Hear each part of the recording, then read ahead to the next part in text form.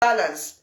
There are prayers you could have prayed. If the Lord answered them, they would have bought your destiny. Why? Because that situation is the key to unlock your next level. Do you know there are certain situations that are aligned to your life to happen, to get you out of a comfort zone?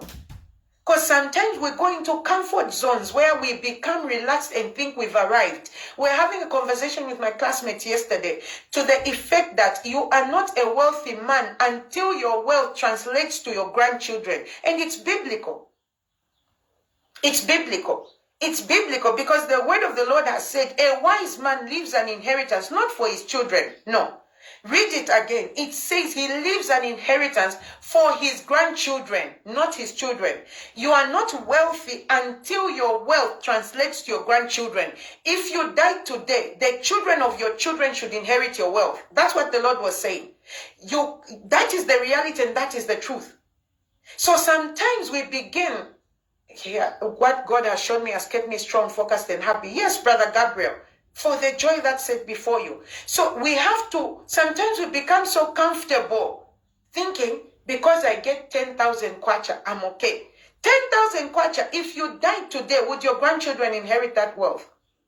Would they inherit the 10 pin you get? They wouldn't.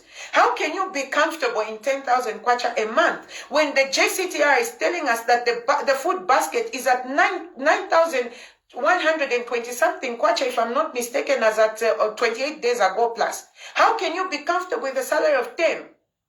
Because what are you saving? What are you going to invest from that money if the food basket is already consuming over 90% of what you're earning? So the Lord will bring you in a situation where you lose your job. And we'll come here and we'll pray and fast, etc. And you'll remain jobless for a while. He could be teaching you to come out of your comfort zone. He could be teaching you, get out of this comfort zone of thinking your 10,000 is enough. There's more for you. Your grandchildren will not inherit this. You'll find that in the period of joblessness, you'll create projects and ideas that will begin to bring generational wealth when you execute them. You will look back and say, actually, it wasn't that the Lord gave me a job later. It's because in the time I was not jobless, this is what I conceived in my mind. When He gives you that breakthrough job finally, you will now realize that your salary is your capital for another project. You will then understand that your salary should birth another project. You will thank Him for that job in a different dimension. Your salary should create an idea that will create transgenerational wealth, because your pension can never be transgenerational. Some have retired and got pension, and by the time they finished buying a plot and building, the pension had finished. You are not going to hand over one house to your children and their children. That is how people bewitch each other in Africa, because there was one house and everyone wants a share. Your brothers, your sisters, your children all want it. That's how people kill, fighting for one property.